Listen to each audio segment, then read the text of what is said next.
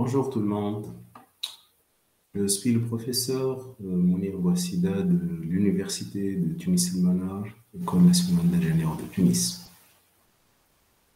J'ai l'immense plaisir pour donner cette présentation à tous les ingénieurs géotechniciens en vue de parler de ma candidature à l'élection du futur président de la Société internationale de mécanique des sols et de la géotechnique 2022-2026. En premier lieu, j'exprime ma sincère reconnaissance au Comité transnational des géotechniciens d'Afrique, CTGA, l'une des sociétés membres actives de la Société internationale de mécanique des sols et de la géotechnique, pour avoir accepté de présenter ma candidature. Mes meilleurs remerciements vont à tous les adhérents au CTGA, particulièrement messieurs les professeurs Ibrahim Khalil Sissé, président du CTGA, et Marcelin Cana, vice-président en exercice pour l'Afrique, pour leur support moral et le dépôt de cette candidature auprès de la Société internationale de mécanique des sols et de la géotechnique. Ma présentation comporte deux volets essentiels. Le premier volet concerne ma motivation pour être candidat et mes compétences.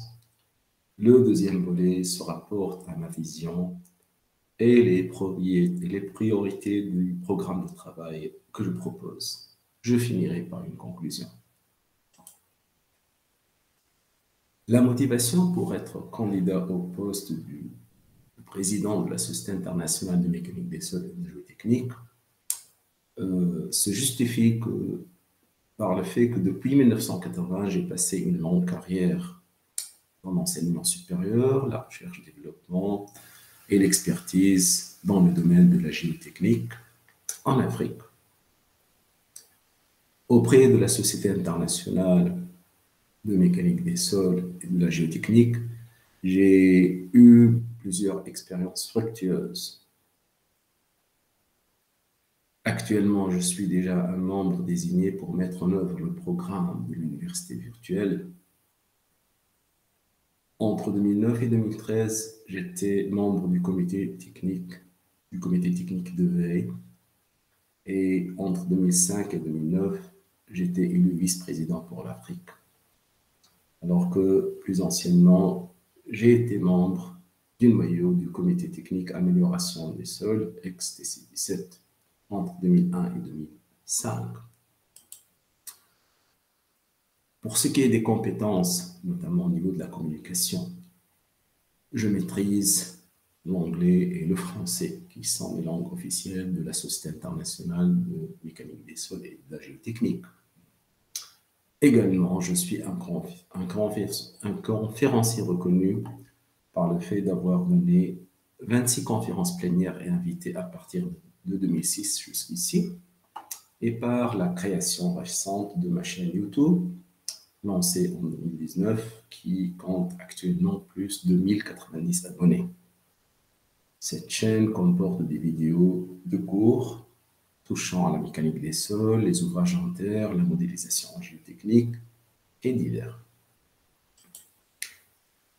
Ma vision et le programme de travail que je propose comportent les points suivants: les adhésions à la Société internationale de mécanique des sols et de la géotechnique, les comités techniques, le bulletin des informations, l'université virtuelle et les jeunes ingénieurs géotechniciens. Pour ce qui est des adhésions, je crois qu'il faut augmenter le nombre de sociétés adhérentes. Ces nouvelles sociétés membres s'identifient à partir de régions, bien reconnues, comme exemple le centre de l'Afrique, ou bien les pays du Golfe arabe, ou encore de l'Amérique du Nord, mais d'autres régions. Alors, dans ces régions-là, il y a des pays où il y a des méga-projets qui sont en cours, et il y a également la présence d'universités ayant un classement honorable à l'échelle internationale. Je crois que l'implication de ces pays comme nouvelle société adhérente à la société internationale constitue une source d'information précieuse, notamment pour les conférences régionales et la conférence internationale de mécanique des sols et de géotechnique, etc. Alors, le premier objectif que je propose, c'est d'atteindre un minimum de 100 adhésions à la Société internationale avant 2026. Concernant les comités techniques, d'après les listes fournies sur le site de la Société internationale de mécanique des sols et de la géotechnique, on compte plus de 30 comités techniques, mais également des comités techniques régionaux. Actuellement, il y a 4 comités techniques régionaux européens et 8 comités techniques régionaux asiatiques de l'Asie. Alors, je pense qu'il est faisable et très recommandé de constituer de nouveaux comités techniques régionaux en Amérique du Nord, dans l'Australasie, en Afrique et en Amérique du Sud. Bien sûr, ces comités techniques permettront de résoudre des problèmes spécifiques où les académiciens et les ingénieurs géotechniciens interviendront. Alors, on pourrait annoncer un prix du meilleur comité technique régional, comme il est fait pour les comités techniques. Pour le bulletin des informations, dans sa forme actuelle, l'information partagée, elle est massive, mais on remarque qu'elle émane beaucoup plus des pays où l'impact, et dont l'impact, il est plus marqué par rapport à d'autres régions.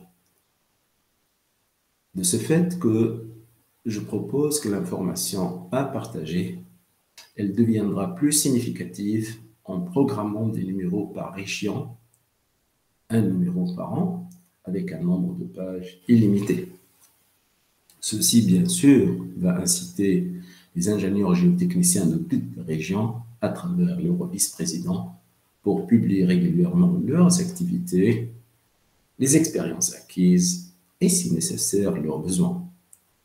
L'avantage, c'est que, dans un même temps, toutes les sociétés membres de la Société internationale de mécanique des sols et de géotechnique découvriront et mettront l'accent sur les activités menées dans une seule région.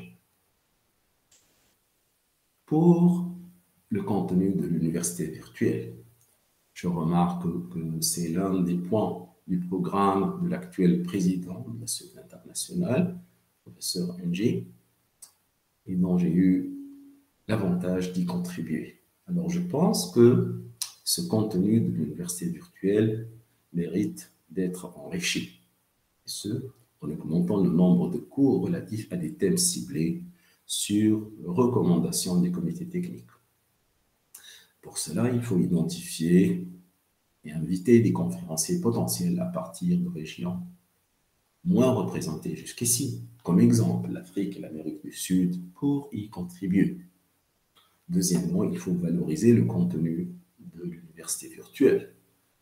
Ceci, bien sûr, en incluant le contenu et les objectifs des cours déjà existants et à venir, mais également d'envoyer des mises à jour régulières aux universités, aux centres de géotechnique, pour visualiser les cours proposés, desquels des crédits de modules en master de recherche et doctorat peuvent être envisagés. On peut également annoncer le titre honorifique du cours le plus visionné par année, bien sûr, de l'université virtuelle. Pour finir avec les jeunes ingénieurs géotechniciens, il faut dire que jusqu'ici, une bonne avancée est déjà faite pour l'implication de la génération future dans les activités de la Société internationale de mécanique des sols et de la géotechnique. Cependant, au niveau des conférences régionales, il y avait la restriction de participants qui émanent d'une seule région lors de l'organisation de la conférence régionale.